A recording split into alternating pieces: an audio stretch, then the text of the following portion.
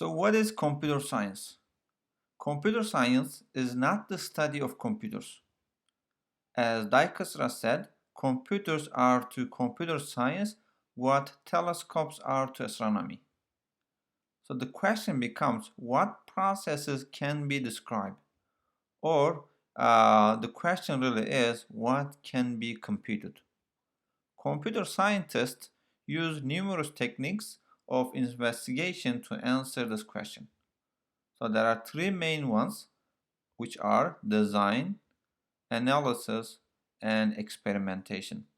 So here, computer science is not really the study of computers, but it is the study of what computers can do. So what is design? One way to show a particular problem can be solved is to actually design a solution. This is done by developing an algorithm, a step-by-step process for achieving the desired result. One problem, it can only answer in the positive, which means you can't prove a negative. What is analysis? Analysis is the process of examining algorithms and problems mathematically. Some seemingly simple problems are not solvable by any algorithm. These problems are said to be unsolvable. Halting problem is a good example to that.